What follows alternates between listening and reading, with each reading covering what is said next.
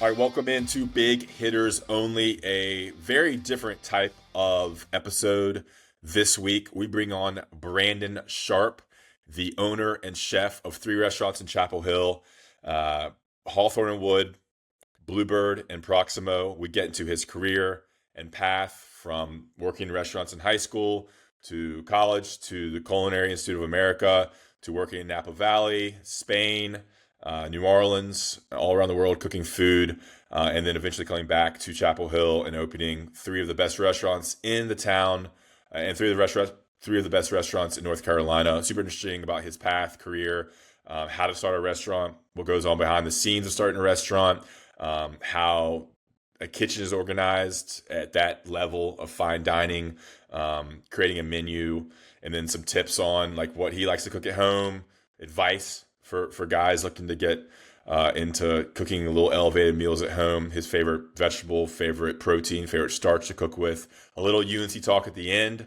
UNC basketball talk, but overall super interesting, unique episode with one of the best chefs in the state and a very well-known kind of guy if you're a foodie and into fine dining. Of course, we're sponsored by Delta Spirits. DrinkDeltaSpirits.com. This is a great summer alternative to alcohol. Weekday night, mix it up, try something different, move away from alcohol. Try DrinkDeltaSpirits.com. It's a THC-based beverage, delicious over ice. Can also get it in this thing and make cocktails. So DrinkDeltaSpirits.com. Use promo code BHO10 at checkout to get 10% off. Helps pay our producers and editors behind the scenes. Want to shout out our graphics guy, Garrett, and our producer, Connor, for their help on this episode. Here is Brandon Sharp. All right, welcome into Big Hitters Only. I'm your host, Ross Martin. As always, we're brought to you by Delta Spirits. DrinkDeltaSpirits.com. Promo code BHO. Great, relaxing, THC-based beverages. A great alcohol substitute at night. Weekday night, share one with your spouse, partner. DrinkDeltaSpirits.com. Here's a cherry limeade. Promo code BHO10 to get 10% off your order. All right, different kind of podcast here. I want to welcome in Brandon Sharp, the chef and owner of three Chapel Hill restaurants. Hawthorne Wood was his first venture in Chapel Hill, then the French restaurant Bluebird, and finally Proximo, which opened, 2 years ago? A year ago, maybe? Probably a year ago. September 20th, 2024. Yeah, exactly. So Brandon and I have known each other for a little bit. A Greensboro native, a Grimsley Whirly, That's right, baby. a Tar Big Heel. chance.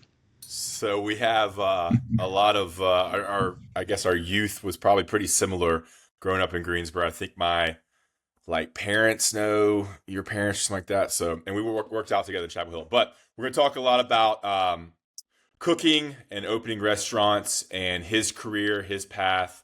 A very accomplished Michelin star chef, how he got to where he is now in Chapel Hill. Brandon, did you work out this morning? I did. Yeah, I got in very late last night. Actually got in early this morning. I took my son to Jacksonville, Florida, of all places, to interview some Navy veterans for a school project that he's doing. And as usual, late flights in Atlanta get delayed. So long story short, I ended up working out in my garage this morning alone. Okay. Didn't make it to an F3 workout. What's your general schedule now for F3? Weekly schedule? Right now I do kettlebells 3 mornings a week, Monday, Wednesday, and either Friday or Saturday. I do the goat on Tuesdays, and sometimes go to the moose on Thursday. So, Are the kettlebells by yourself? well, no, there's a cult within the cult. Okay. Now there's a whole kettlebell crew that does it. Awesome. All right, so let's go. I mean, you have three restaurants in Chapel Hill. Your journey to get there. Let's start kind of at the beginning. Like, when did you know you wanted to be a chef? How was that inspired? What kind of got you going on that path? When did it start? And kind of how did it get going there? College, after college, etc. Sure. I don't know when I decided that, yes, that I'm going to be a chef. I know that when I started working in restaurants for the first time was at Chi-Chi's on Battleground Avenue in Greensboro. And so that's where I first met adults that were not teachers or coaches or friends of parents. And so I met a guy who he was the best and fastest server there, but he lived at the homeless shelter and drank a 12 pack of Busch Light every day before work. I met the woman who would get in a fight with you about whether or not Hank Williams Jr. was country music, and she stocked vending machines during the day, and then she worked there at night, and an Amway salesman, and the guy who was the original Hamburglar, and two guys who played football for A&T. So it just got me. It was encouraging to be treated like an adult around this, completely different spectrum of people, and I just loved the energy and kind of the frenetic pace at times of restaurants. And so for beer money and spending money and whatever money, I kept working in restaurants while I was at Carolina. And when I graduated, I had a degree in philosophy. And so I just kept working in restaurants, and the restaurants got a little better, and I worked a little farther away, and then realized that if I was going to be serious about anything, I was not going to have a career in philosophy. So Hmm. decided to go to culinary school. Was fortunate to have, parents who could afford to help me go to culinary school. And that's when I think light bulbs started to go off and started to, because I'd been around good cooks and good chefs, but never in a restaurant or with a chef that was the total package. And so then I saw like the best of the best, instructors at culinary school, and also, the portals that they opened up into the professional restaurant world. And so I think from there it was just a steady crescendo of better chefs, more effort on my part, better restaurants, better kitchens, surrounded by smarter and better people. And so it was just a gradual crescendo up from there. So when you're working at a restaurant in Greensboro in high school, what was your role? And also in Chapel Hill when you're in college, what were you doing at the restaurants, and what restaurants did you work at in Chapel Hill? Sure. Yeah. No, I was still a freaking a knucklehead and a hothead back then, and so I was a busboy at Chi-Chi's, and then I was a cook at a little Italian trattoria called Casaldi's, run by Sonia. This little she was Cuban, but she was married to a man named Enzo, who was an older Italian man who sold gelato machines, and she had been to cooking school in Florence, and so she had all these crazy Cuban influences and all these traditional Italian influence as well. So I learned a lot from her, scratch Italian cooking. And then when I lived in Chapel Hill, I worked at the Weather Vane. And so that's when the Weather Vane was still where Trader Joe's is now. So it was still at Eastgate. So Southern Season was at Eastgate, Weather Vane was right next to it. And there, it was interesting going from, living with my college roommates and going to class with people who were just like me, and then, all of a sudden going to the weather vane, and again, completely different cross Hmm. section of humanity than I was around. The guy, one of my, the guy who I've tried to look him up and I can't find him. There was a guy named Francis there who said that he was the executive chef for UNC hospitals. And obviously, this is pre-internet area. I can find no record of him, and said that he was a Marine sniper as well. And his hobbies were working at the weather vane just for spending money at night. And he had built a forge in his backyard, and so he made kitchen knives out of old railroad spikes. Okay. So again, just a Yeah.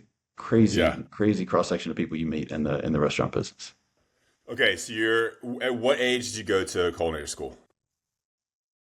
23. So I Okay. had been out of college for almost a year when I went to Okay. culinary school. So you got started pretty soon after college. I could see a lot of Pretty, people choosing culinary school like after kind of messing around a little bit in their 20s, like all right, 26, 27, 28, let's figure this stuff out. But you got on that path pretty quickly.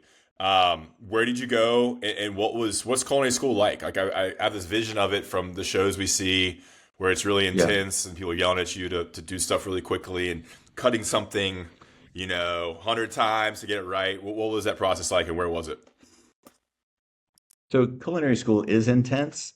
It's not nearly, we thought it was incredibly intense. We thought it was this crazy pressure cooker, but we had never yet been in the best restaurants in the world. And so I was, I know you said I was kind of young to go there. It's a mix, right? Because there were some kids who were 18 and had Hmm. no business being there, had no life experience. and behaved terribly at culinary school and washed out. And then there were others who were, 45 and 50 who were career changers. And so I was right in that sweet spot. I had more experience than most people there. And I ended up being a little bit more serious than most of the others. But it's a very interesting way that they've set it up. Each class is either 7 days or 14 days long. And so Okay. everything's extremely compacted. You do skills one in 14 days. You do skills two, and this is all just basic, like you said, knife cuts, and then your basic sauces, basic cooking methods. And there are some classroom classes like culinary math and culinary French and gastronomy. And then 7 days of butchery, 7 days of fish butchery, 7 days of fish cookery, and so on and so forth. And so you do everything, but you only do everything once. And so my take on that education is that it is a mile wide, but only an inch deep. And so you're exposed to everything, which is amazing. And the instructors there, I mean, so Chef Smith, he may have he's probably cooked for 35 years and cooked in 50 different restaurants, done all types of things, but now he teaches the same 7 days of charcuterie over and over and over and over. So the instructors there are pretty bored. So I found that if I showed interest in a particular subject or a particular, specialty or recipe or technique or, type of cuisine, that they were extremely willing to talk about anything other than what they talked Hmm. about 7 days a week, year after year. And so that was where a light bulb went off for me as well. Like, okay, I can work on weekends for this guy, work, doing private events for this chef, help this person with his, because a lot of them made extra money by teaching adult or continuing education classes at the CIA on the weekends. And so I picked up a lot of stuff there, and it's amazing for networking as well. Did you with the CIA Culinary Institute of America? Did you mention that? Yeah, yeah. So Yeah. this I went to the CIA in Poughkeepsie and Hyde Park, Okay. New York. Gotcha. We're outside New York.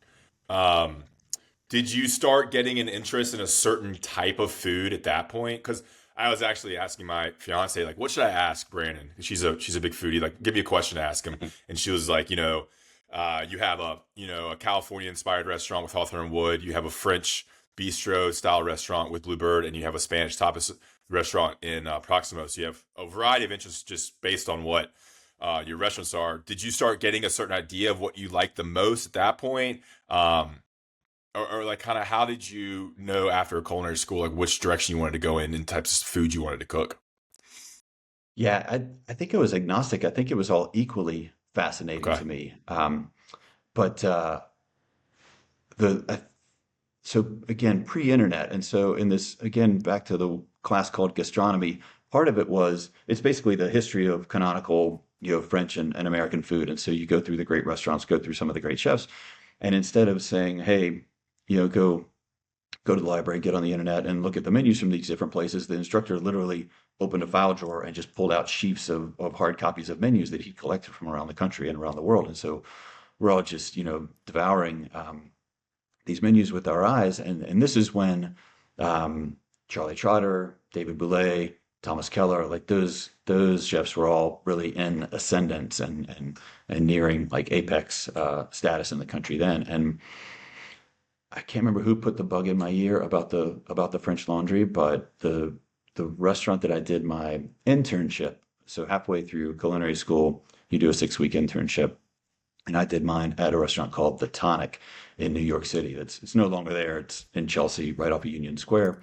But the chef there, named Chris Gesualdi, had worked for Thomas Keller at Raquel, farther downtown, as his sous chef for many years, and so he had a connection with Thomas. And when I was cooking at the Tonic, Thomas Keller came to New York City to do the East Coast cookbook launch for the French Laundry Cookbook. So I got to meet him. I got to cook that lunch for him and the press, and just got it in my head that okay, I'm going to work at the French Laundry after I graduate. And again, great connection between. So I had a culinary instructor who was best friends with the sous chef at the Tonic, and that's how I got in there. And then so like 4 or 5 degrees of separation away from the French Laundry, but that's what enabled me to get there. And so January of my second semester at the CIA, I there used to be a airline called Tower Air that flew from JFK to San Francisco, and it was like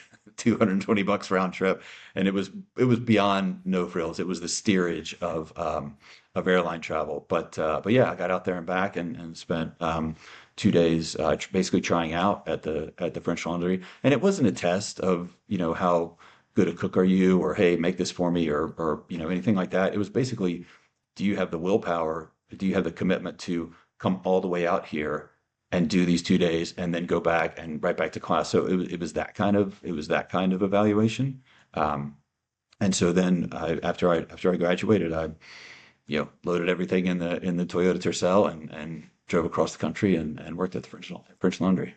So that was your first job out of a culinary school, at French Laundry? Yeah. Okay. So that's a very well known restaurant. I mean, I'm not a big foodie, fine dining guy, but I've heard of that. I mean, it's very, very well known. You sent me a list of some of those places you've worked. I think I only recognized, outside the Weather Vane, I guess Gary Danko I recognize, but French Laundry is Mhm. very, very well known. So can you explain to our listeners, like in a restaurant, like the different levels of chef, or, like sous chef, from the prep cooks, like how that works in a pretty high end restaurant where there's a bunch of different levels? Because isn't a lot of places kind of run like almost like the military in a sense, or organized like a ship or something? Like Yeah. go into that, and then we'll get into some other questions about the specific restaurants you worked at. Sure. So the grandfather of um, modern cuisine and modern kitchens as we know it is a chef named Auguste Escoffier. And so if you go to the CIA, there's cookbooks and restaurants and things named after him. But he was a chef in the French military back in World War One. And so after that, he got out and he started working in hotels, and he was amazingly gifted culinarily. And he was one of the first ones to really codify recipes that had been cooked for dozens or scores or hundreds of years and put them down in written form and make them reproducible. But perhaps his biggest contribution to modern kitchens as we know it is what's called the brigade system, and it's what you were just Okay. describing. So it Yeah. is that system of organization. So executive chef, chef de cuisine, who is he's the head of the kitchen, and he has sous chefs, who means under. So those are the under chefs, and then you have the chefs de partie. Those are station chiefs. So in if you were to go to Applebee's, the line cooks might be the equivalent of chefs de parties. In the higher end French kitchens, it's a little bit elevated more than that. The chefs de partie usually have commis working under them. In America, the commis may just be called prep cooks, but in the brigade system, the chefs de partie each have commis, and commis means helper. And so when I started at the French Laundry as a commis, and so I and one other commis worked for the garde manger station with under one chef de partie, and then when I became chef de partie of the garde manger station, then I had commis who reported to me. So Okay, so that's let's the back up a structure. little bit. Yeah, yeah. So there's a lot of words there that people would be like, "What's that Hmm. mean?" So when you first started French Yeah, Logic, what were you doing? What were you cutting? What were you slicing up? What were you great. putting together Yeah. at So that there's lowest one level? there's one layer of there's one sub layer of commis, and those are the externs or the interns. And so those are the ones they're the ones who go out in the garden and pick the microgreens. They Okay. cut the Brunoise vegetable, they cut the tomato diamonds, they do the real grunt work over and over and over and over with very little variation. So I started as a commis. So I was learning to make the fillings for the agnolotti and the different pastas. I made the pasta dough. Sometimes I made the pastas themselves. I had to make the sesame tuiles, his famous salmon tartare on a sesame tuile. I had to make those, and lost all my fingerprints for a while doing those. And so you're doing small amounts of very precise work. But the coolest thing about the French Laundry was that changes every day. And so that's also what made it so difficult. Yeah. So each night, the chefs de partie and the chef sit down 12:30, 1 in the morning, and they write the menu for the next day, and then they write the prep list for the next day. So when I got there at 5 in the morning, my prep list was written for me, and especially because I was new, I might not have done half of it before, and so Yeah. which is terrifying. And to be doing that for the first time, expected to master it the first time, and expected to deliver it on time at a 4-star level. it was a steep hill. It was an extremely challenging job, but it was I'm not sure if I could handle it. I'm not sure if I could do it again, if I would want to do it again, but I wouldn't Yeah. trade it for anything. It was Yeah, an incredibly steep learning curve and incredibly rewarding. and you got people breathing down your neck because it's such a high demand and it's time. Everything's time stress as well. So the right above you, what is that chef doing? So you came in at one level, and then right above you, are they putting the meals together with what you made? How's that work? Yeah, so as the commis, you don't work during service. So Okay, you are the prep cook, and so you're getting everything ready for the chef de partie and his or her station. And so that person is coming in, and they have a lot more fine, finesse work to do as well, getting the station ready. They also have to set up the station and work service. So, I get there at 5, and I would work until 5, and then the chef de partie would get there at noon or so, and work until 12:30 or 1. Um, but yeah, yeah, they, and then they were the ones who the chef de partie is the one who actually who actually cooks during service. right above them is who? Right above them is the sous chef, Okay, what are they doing? and so they oversee each sous chef kind of oversaw half of the kitchen. Okay, There were usually two sous chefs and one chef on duty, and so they are doing more butchery. They are doing tasks that are a little bit longer lead time, but ones that they can step away and correct someone or help someone out, if they're falling behind. interesting, interesting. Yeah, I mean, this stuff is. I don't think anybody really know unless you're in it. Like, I don't think people know what goes into running a fine dining restaurant. Okay, so you're at the French Laundry. I don't want to spend too much time about all your different stops, but just Mhm. briefly, like, you start at the bottom, your first job at a really nice restaurant. What was your? I mean, I'm sure chefs take tons of different routes to get where they want to go. What was your next step, and then where? At what point did you become executive chef somewhere, working for someone? Kind of walk through that briefly before we get to kind of your restaurants you started in Chapel Hill. Sure. So after 2 years at the French Laundry, I felt ready to move on. I had worked the garmager station, which is basically the soup, basically the salad and hot appetizer station, and then I've been promoted to the rôtisseur station, which is the meat roaster, the saucier station. So that was like the lead line cook position. And I mean, I could have stayed there for 10 more years and kept Yeah. progressing and kept learning. But I learned so much in those first 2 years. And, at a certain level, there are diminishing returns, and it was going to be a long time before I ever made it to like the sous chef level. That would have taken me another 5 years. Hmm. So I left there and I went to Louisiana and worked for a short time for one of my CIA mentors who was working down there. That situation was dynamic, and he had gotten himself into a bad deal, and so that didn't work out for any of us. Um, but we stayed close and moved down. He was from Mandeville, Louisiana, which is on the north shore of Lake Pontchartrain, just across from New Orleans.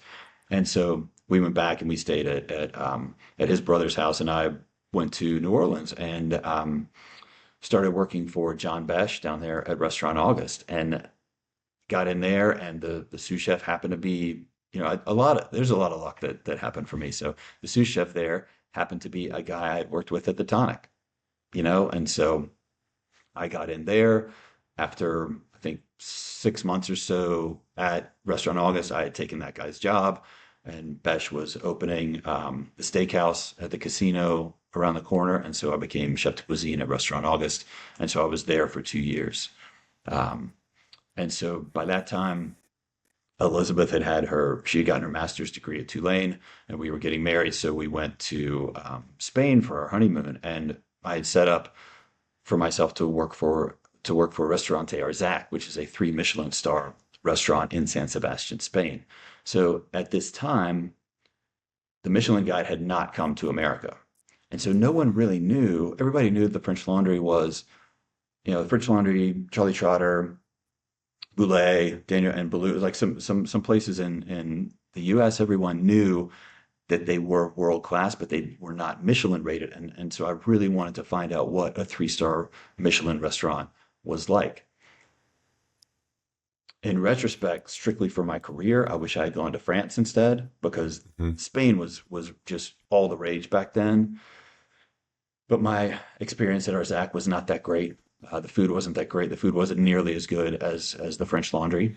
And there's the everyday food in Spain is nowhere near as good as like the everyday food in France. So it just doesn't have that foundation of technique, of ingredients, and of tradition that really make French cuisine so rock solid.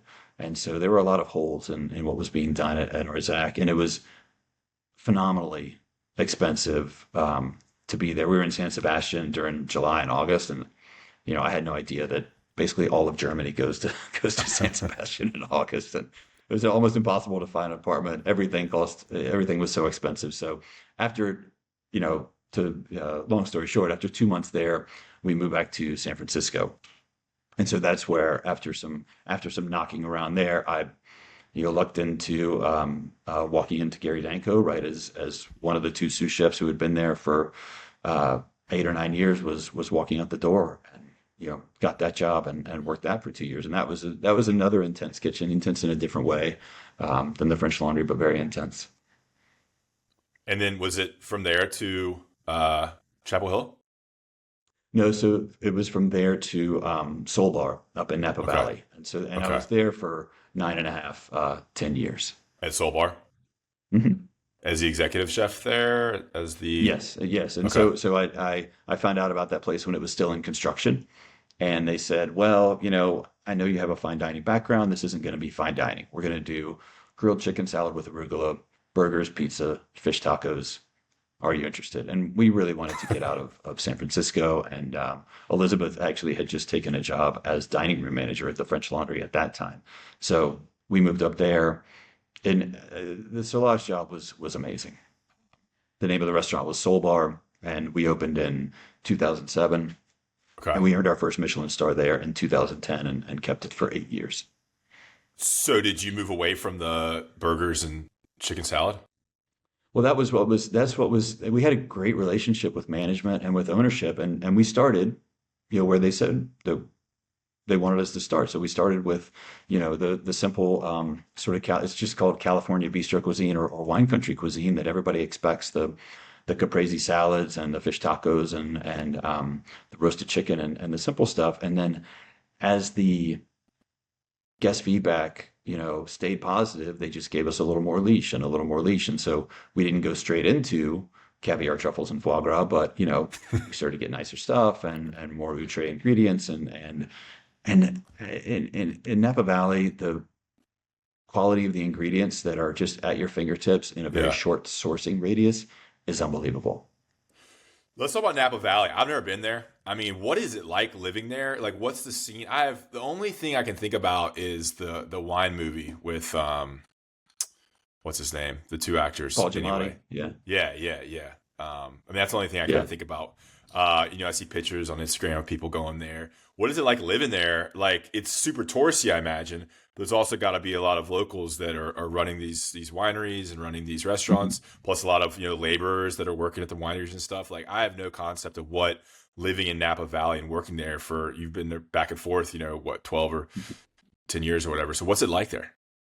Well, it's 26 miles from the from Calistoga in the northwest down to the city of Napa, and you should go run the Napa Valley Marathon. It's slight rollers and net negative, incline. So it's a great marathon, and it's a Boston qualifier. So you should Sounds go run that awesome. marathon. But I don't think it's a very cool race. I don't think I'm qualifying for Boston anytime soon. But yeah, go ahead. Um, That But does sound cool. so Napa at the city of Napa at the bottom, probably 60,000 people. And then kind of every 9 miles, there's another town that you would recognize from restaurant addresses or wine labels. So it's 9 miles to St. Helena. Sorry, it's 9 miles to Yountville, where the French Laundry is, 9 miles to St. Helena, and then another 9 miles to Calistoga. And each of those towns is only 5,000 people.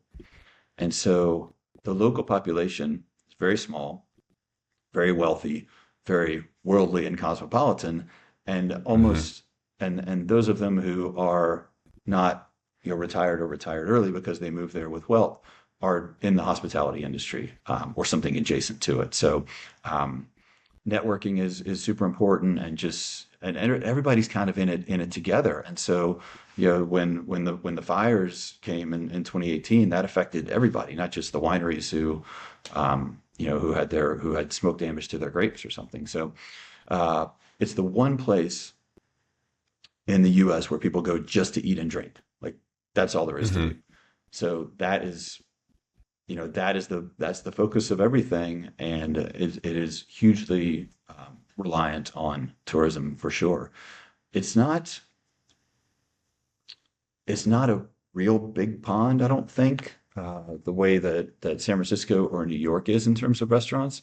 The restaurants there are extremely high quality, so it is extremely competitive because you're competing for limited resources, especially in the off season when the tourists aren't around. Um, but yeah, the quality of the quality of the chefs who come there, the quality of the ingredients and things like that is spectacular. It was an incredible place to work. That's awesome. Okay, so you decide you want to come back to North Carolina, and you want to live in Chapel Hill and open a restaurant. Um, that yeah, and then you so you decided to open Hawthorne Wood, but it opened during COVID. Go into like I guess what it takes to open a restaurant. You've been a part of restaurants for I guess 20 plus years at this point. You want to do your own thing. What goes into getting the funding, getting the ideas, getting the staff? I mean, it seems like such a huge undertaking. And you've done that three times now and to successful rates. So go into Hawthorne Wood first and what it took. I know it was weird because it's unusual how it opened as pretty much a takeout restaurant during COVID. But what behind the scenes, what people may not think about with opening a really high end restaurant like you did with Hawthorne Wood? I know it's Yeah, very general and very big question. no, you know, TV shows and movies, they give us the glamour and the drama of what it's like inside a kitchen.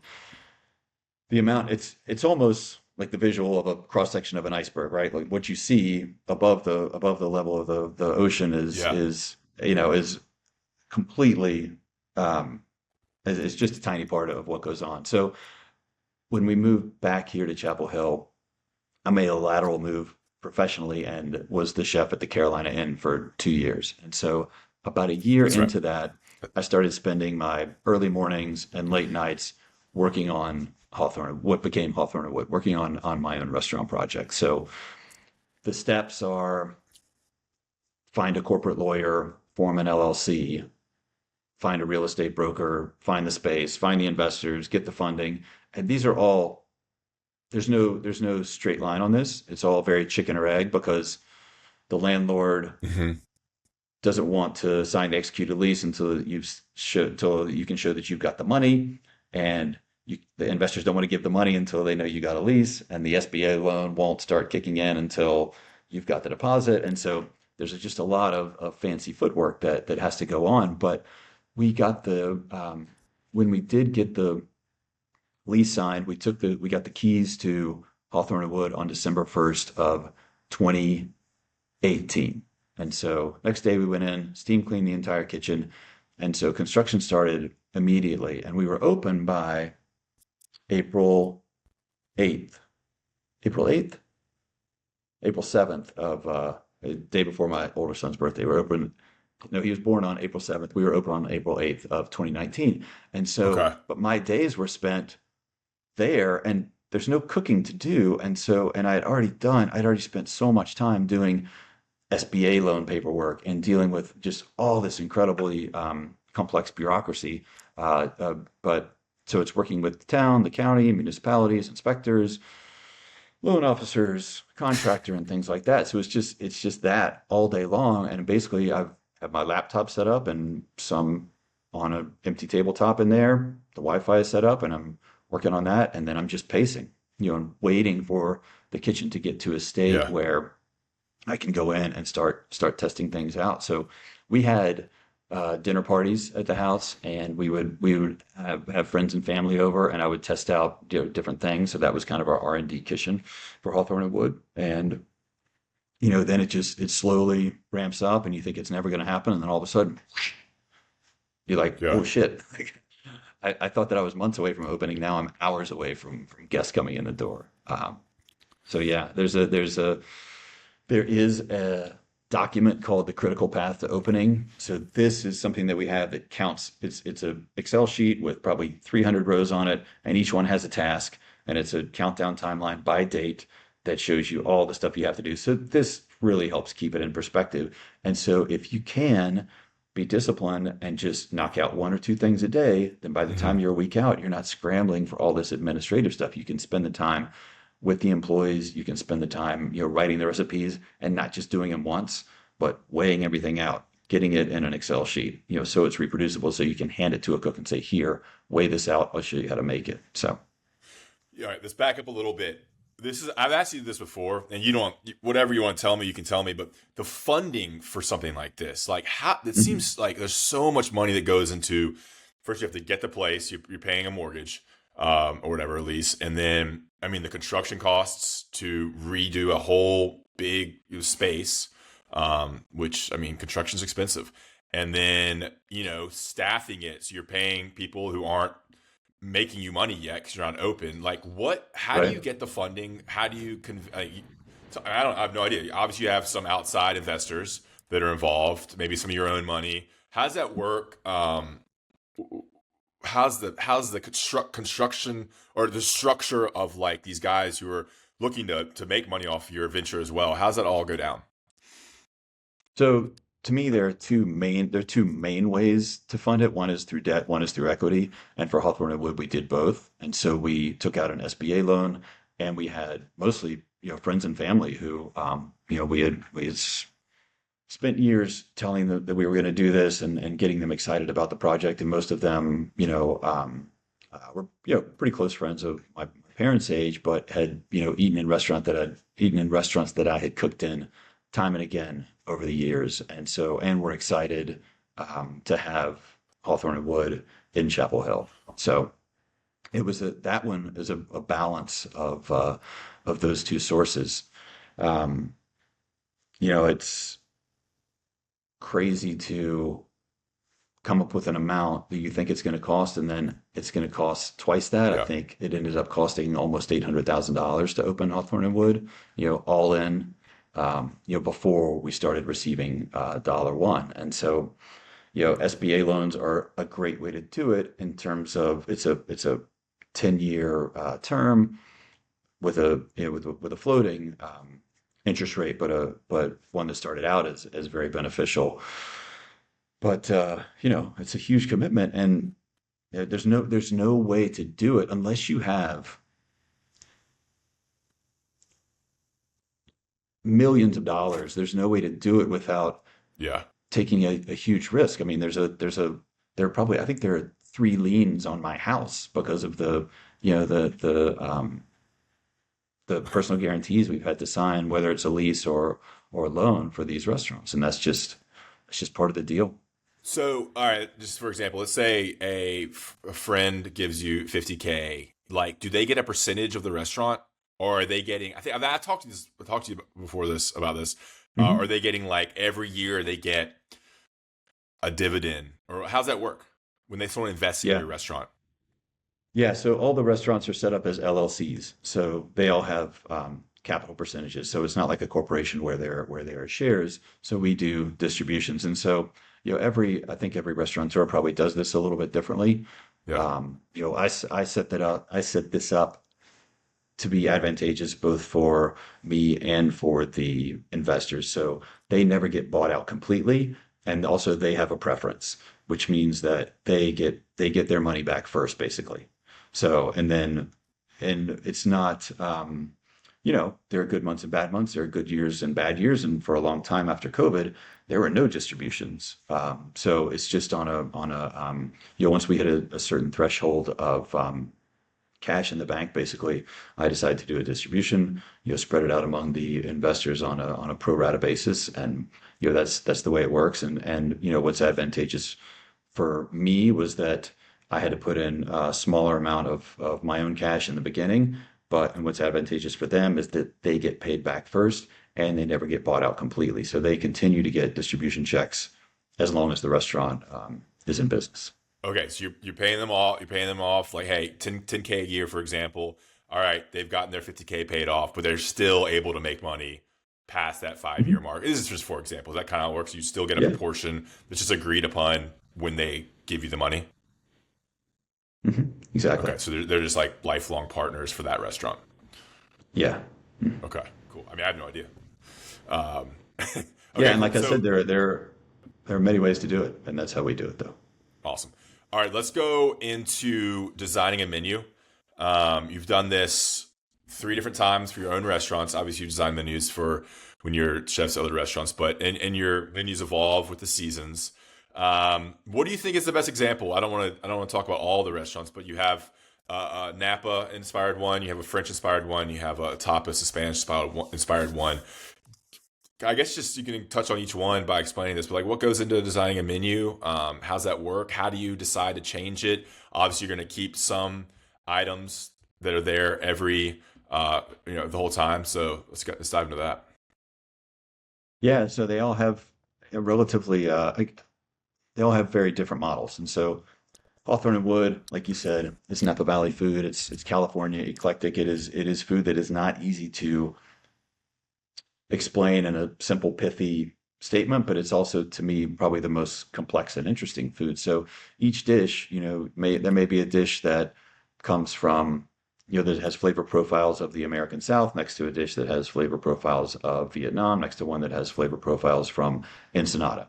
But each one is fully realized on its own. We don't smash things into each other, so there won't be lemongrass, wheat lakochi, and wasabi on one dish. So there's no fusion cooking in terms of each within one dish. And so that restaurant, so Hawthorne Wood, that menu is eclectic. It has the big. So if you go into the dry storage room at Hawthorne Wood, there are a million freaking different ingredients, and there's like this much mushroom soy sauce in a bottle, and this much chili oil in a bottle, and then a box of dried guajillo peppers that haven't been on the menu for a little while. And so Mhm. that because they are just ingredients from all over the world there. And so it has a big pantry, and so it's basically let's find a cool ingredient, let's find a seasonal vegetables that are coming on, or a protein that we haven't used in a while, or something that you're really excited to cook. Let's find and then let's build the menu item around that. So, And so that's so how. what goes in? I know you're probably gonna say this, but like, all right, we got a new idea. How do you start thinking of that idea? I mean, you cook it a couple different times over a couple days, a couple months, a couple weeks. How's that work?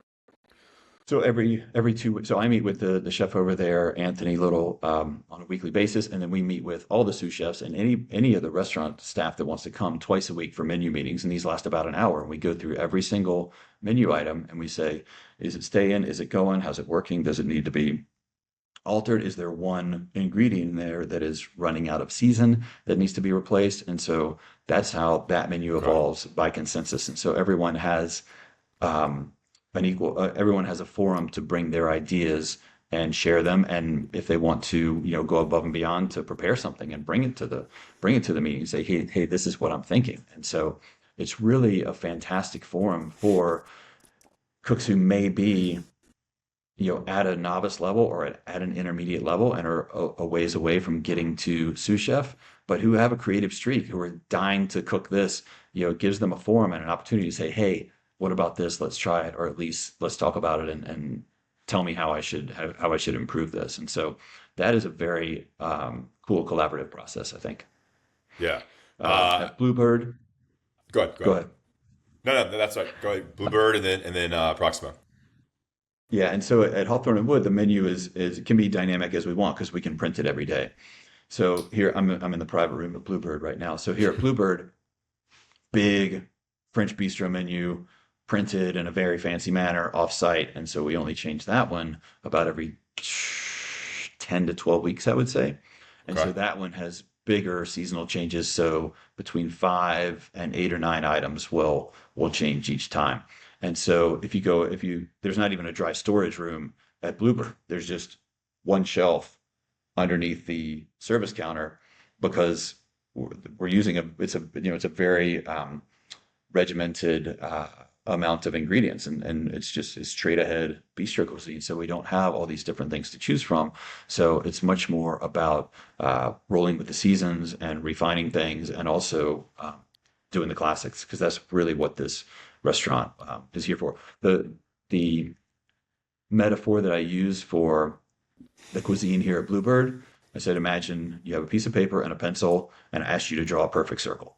Like that is, it's easy to draw a circle, very simple to draw a circle, but it's not easy to draw a perfect circle. And so the thinking with the food here at Bluebird is just refine, refine, refine, refine, refine. So there are, so instead of going forwards and breaking new ground with cuisine, with French cuisine here at Bluebird, we go backwards and we look in the old books. And so we look at the great French chefs, both modern and classic. On July 14th, we're going to do, which is Bastille Day, we're going to do a tasting menu here, which is all Julia Child classics. So looking forward to that. And so that's the thrust of things here. And then And Proximo just feels like we're just like have our machete like hacking through the woods. Like Proximo is really fun. So everything is in the Spanish idiom.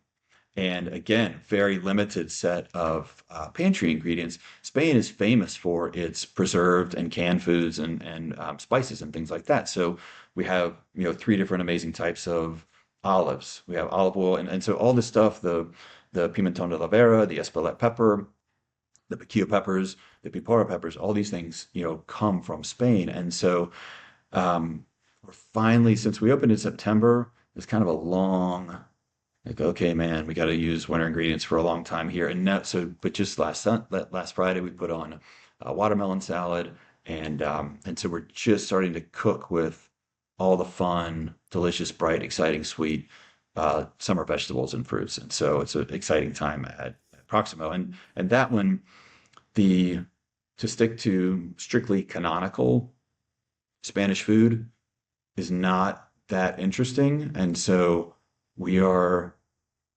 taking just a few, we're not, again, we're not putting lemongrass or wasabi or something like that into Spanish food. We're just expanding the scope slightly so it has a yeah. bit more of a new world approach to it in terms of technique and seasoning, basically. Yeah, I definitely noticed that. We went to Proximo a couple weeks ago, and like it was like a funky twist on some tapas, I would say. Like things I've Hmm. never, you don't really traditionally see with tapas, but it's still small plates, which I think is, I love those restaurants where you can order 5 or 6 or 7 different things. It's a little bit more price accessible because you can order as much Yeah. as you want or as little as you want and still kind of have that fine dining experience with the little small plates. There's a restaurant in Greensboro, Machete. I'm not sure if you heard of that. I think Yeah. it's kind of, I would consider it probably one of the better restaurants in Greensboro right now. And they do the same thing. It's a bunch of small plates, and it's really unique and different types of dishes. Um, how hard is sourcing the ingredients when you're running 3 restaurants, when you're pulling from all different types of things? Like, that's got to be a pain in the ass. I mean, it's probably fun, but also a pain in the ass to figure out where you're getting all this stuff from and keeping it coming in and organizing all that. I mean, I have no concept. I don't think people have a concept of all the work behind the scenes that takes to get the ingredients you need for the dishes you want to cook every day. Yeah, there are certainly snags to it, and the more hyper local or hyper seasonal the ingredient is, the less certain we are of being able to Hmm. get it on a consistent basis. We don't have we don't have an operation that we don't have something that we're selling online that all of a sudden our orders are going to go from 20 a week to 20,000 a week, and therefore we have some crazy supply chain constraint. It's not at that level, but it does happen all the time. I mean, our biggest seller by far at Hawthorne Wood is the flounder with coconut lemongrass broth, jasmine rice, radishes, and cilantro and snap peas. And all of a sudden, I mean, this is flounder season to me. It always has been. All of a sudden, our fish guy down in Morehead City said, "I didn't get any flounder this week." What are you talking about? So, Yeah. but thankfully, striped bass are running strong, so we're able to, make a quick move to that. But yeah, it still happens all the time. The best thing that you can do is have a great relationship with your suppliers. And so, there's always some antagonism, right? Because you always want to pay less and they always want to charge you more. And but having those relationships has seemed to be the key to making sure that we have a steady supply of stuff. Does someone do that for you? Is someone handling that aspect of the business for you? No, and so in a hotel, there is usually someone who is the purchaser and who is the fulcrum between suppliers and operators, and the operators, will say, hey, this is my list for tomorrow. This purchaser will call it in, and he'll also receive it and store it and things like that. In the restaurants, it's basically the sous chefs or the chef who do the ordering. Dang. Okay. I think this concludes our serious chef career path. I could talk. I mean, I'm super interested in this. I mean, I've always wanted to. I mean, I've also thought about, going to culinary school maybe later on. It's just such a hard thing to kind of do now if you want to have a family and whatnot. But I'm super interested in cooking, and I cook a lot. And so that was super interesting. I could dive into Yeah. it deeper for sure. I want to get into a couple questions about that, talk a little UNC basketball, and then we'll get you out of here in the 60 minutes. What is your favorite ingredient what's your favorite protein to cook with and why? We're rapid fire, rapid fire. Favorite protein to cook Pork, with and so why? versatile. Pork is by far the most versatile protein. Why is it so versatile? What makes it so versatile? All the different parts of the pig, it's all the different things you can do with it. There are different amounts of fat, different amounts of Hmm. flavor. Even the organ meats are fascinating. And and it's something that there's so much history to it. You can go so deep on the way that the French have done pig. You can go so deep on the way that Italians have done pig. And then you're like, wait, the Chinese have been cooking pigs for 4,000 years, and I don't know Yeah, anything about that. So it's just bottomless. So yeah. yeah, and especially in North Carolina with Yeah, yeah. barbecue It's funny. culture and in the We're African in American hog culture. country here. Yeah, Yeah, yeah. exactly. All right, what's your favorite vegetable to cook with and why? Tomatoes. Yeah, tomatoes. Well, maybe 4 weeks from now, hopefully we have a good tomato season. When tomatoes are at their best, you just leave them alone, right? You just maybe Yeah, peel them, olive oil and salt, and you yeah. can't improve on that. And to me, that is unbelievable. But they have so much umami, and again, they are so versatile. They're just incredible. They're one of the few vegetables that have complexity and change with different ripenesses and change as you cook them. If you make a 5-minute tomato sauce with fresh tomatoes, that is going to taste very different than a tomato gravy that you cook down for 2 hours when all those acids are gone and everything has caramelized and converted to sugar. So they are one of the few, maybe the only vegetable that has the complexity of wine. And I just think that they're fascinating. Love it. I've got about I think 8 to 10 tomato plants I just planted. Nice. Just this morning I moved a whole planter and I got some tomatillos, cucumbers, and some more tomato plants. I've always grown tomatoes. Remember I tried to sell you tomatoes for your restaurant a couple years ago, and you were like, Yeah, like I got I 10 need like three tomatoes. I'm like, pounds. I was I like, eat yeah, 50 pounds a week. But yeah, I don't have enough. But I've always grown tomatoes. Okay, favorite starch to cook with or use. It's kind of vague there, but what do you like? What's a good, versatile, complex starch that you like to use in a lot of your dishes? that's kind of vague, but I think that cornmeal is often overlooked. I mean, it's Okay, super versatile, right? For sweet and savory. It's freaking dirt cheap. Yeah, I think cornmeal is a great starch. awesome. What's your favorite like seasoning or unique type of herb or seasoning that is maybe overlooked you like to use in a dish? It can be anything, not just like it can be like a garlic or a certain flavoring too. Yeah, no, seasoning is a little bit tough, but I would say my favorite herb right now is dill. Way overlooked. It's singular. It's good with almost every European cuisine. And it adds an otherness that is not the sweetness of basil, and it's not like if you use too much rosemary or thyme, Hmm. the stuff can get really medicinal. Like those are super, super powerful herbs. Dill is a soft herb. It plays really well with the other soft herbs. And it's just super versatile. You can even have it at breakfast if you're having, smoked salmon on a bagel. Dill's great with Yeah. that. It's great in mashed potatoes. It's great with almost every fish. Um, yeah, we even put dill on the as a so the I don't know if you had the tuna at Proximo or not, but we have fresh tuna with an escabeche dressing and pickled sunchokes and the little plooshes of fresh dill. It just has this great otherness to it that I think is singular. Dude, my go-to right now is pickled red onions. I've just kept a jar Yeah. of just sliced red onions, vinegar, salt, sugar, add some garlic, some Yeah. peppercorns, and you can put pickled red onions on like anything, and it elevates 100%. the flavor. It's I so really good. think that it's amazing how food things ripple out. I'm sure this isn't true, but I really think I started the pickled red onion craze. I really think Yeah. that. You know, So I one think thing I I started think that in Napa Valley back in 2007. one thing I think about, I remember reading something that you were interviewed, is either Garden and Gun or the North Carolina magazine, Old North State or whatever it's called.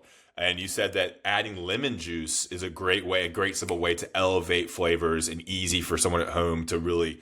I always remember that too. Like adding citrus, lemon, lime can really elevate a dish, make it fresh, add that freshness. I always think about that too.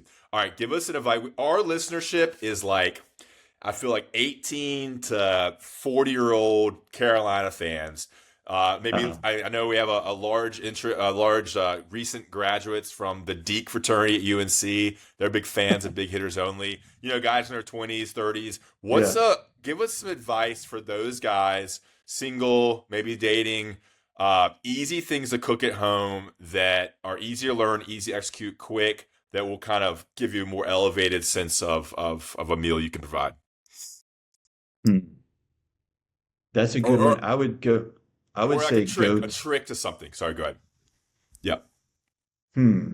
I interrupted you there. Tricks. I know there's a million, yeah, there's a million tricks out there. And I would say I would go, I would refer them to the Tuesday Night Cookbook. There's a I think it's by America's Test Kitchen or Milk Street or one of those, but there's a book called Tuesday Nights that is there are 5 minute meals, 10 minute meals, and 20 minute meals or something like that in there, and they are just super simple, easy to prepare, and delicious and healthy, and won't you won't bomb out your kitchen by frying chicken or pan frying pork chops, but you'll learn a cool way to roast salmon or something like that. And so I think grab a book like that, learn to nail two or three things that are delicious that you can do over and over. If you have a date coming over, you don't want to be trying something for the first time and fucking it up.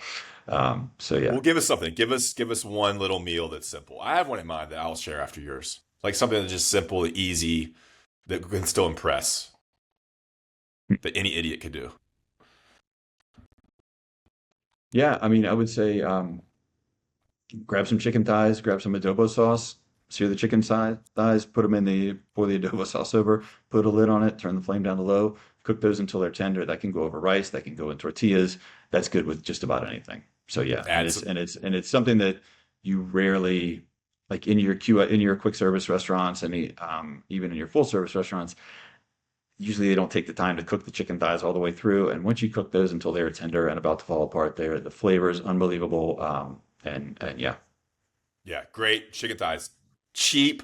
The meat's tender. The dark meat. So versatile as well. I use chicken thighs a lot. My thing would be salmon.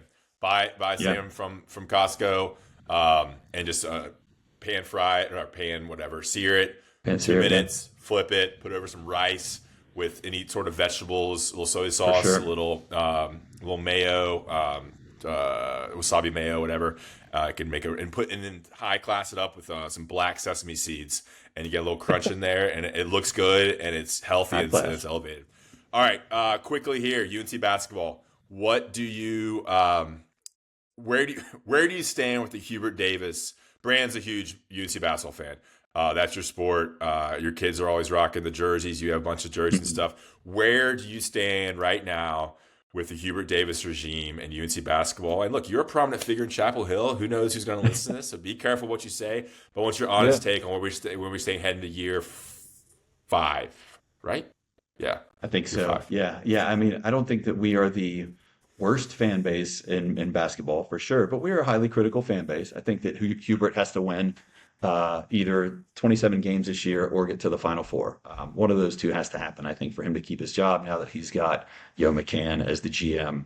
Whole new slate of players, Mm-hmm. taller than last year, Mm-hmm. so that's good.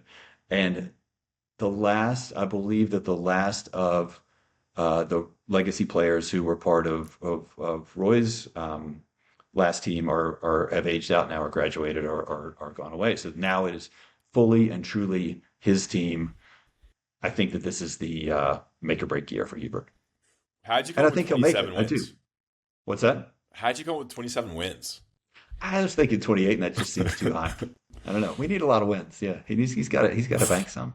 Final He's four got to he's got buses. to he's got to rip through the ACC this year. No more of this losing to BC and Louisville and teams like that. Come on. I know, man. I mean, I think this is a great conversation I've had with a lot of people. Like, what does he have to do this year to not get fired? Because yeah, he has the $14 million roster. He's got. I don't think it's a super talented roster, but I think it's a roster built on potential. So it's these players who could be really good next year. Like Seth Trimble could elevate up a little bit. Henry Vasar was pretty good at Arizona, but could elevate into a national name. You got the kid from Luca from Eastern Europe. You have and the potential with Caleb Wilson too. So, like, how far is it a win number? Is it top 2 or 3 in the ACC? Is it getting to the finals of the ACC championship game? Is it a Final Four? I mean, I think a Sweet 16. I mean, that would probably keep his job regardless. Sweet 16 is like pretty good, but like, what's the standard of UNC basketball? That's what you have to ask yourself. Like, I don't know. I think if you're asking yourself these questions about him, then that's all you need to know about Hubert. That's kind of how I've been approaching it. Like, if Yeah, you don't think he's a guy and you're having questions, then he's not the guy. yeah, Um, so I think people want him to do well, but I don't know. I don't know if this roster is going to be as good as people think it's going to be. We'll see. Quickly, you want to promote anything? This industry standard that you're doing now? I'm not really sure what that is. Do you want to speak on what that is and your involvement sure. with Yeah. the? So I created a company called the Industry Standard, and I host a podcast called the Restaurant Incubator, and the whole idea of this is to help nascent restaurant owners and aspiring chefs level up and figure out how to open their own restaurant. It's really built on a platform of planning and budgeting and learning from me and my experience and the hard lessons that I learned in opening my restaurants. And I'm still going through them. I mean, we had 2 deals fall apart in the last 3 months, and so it's still, I am still at this stage of trying to create more restaurants and build more restaurants. And so I'm going through this with the listeners, but that's the idea. There's the podcast, there's Substack, there's all the socials and things like that. But yeah, the Restaurant Incubator podcast, check that out. It's on Apple, Spotify, iHeartRadio. Awesome. Yeah. Check that podcast out and Industry Standard. If you're just interested in culinary stuff and cooking and restaurants, or if you are in the business, probably a great resource for you. Brandon, we appreciate your time. Guys, if you're in Chapel Hill, make sure you get a reservation, but check out Proximo on Franklin Street, Bluebird, right there off of Raleigh Road and 54 and Meadowmont, Yeah. and then Hmm. Hawthorne Wood there in the Environ Way complex. Is that what it's Yeah. called? East 54. Yeah. 54 off of off 54 there, right down from campus. Appreciate your time, guys. Check out Delta Spirits, drinkdeltaspirits.com, promo code BHO10. We appreciate you listening. Appreciate your time, Brandon.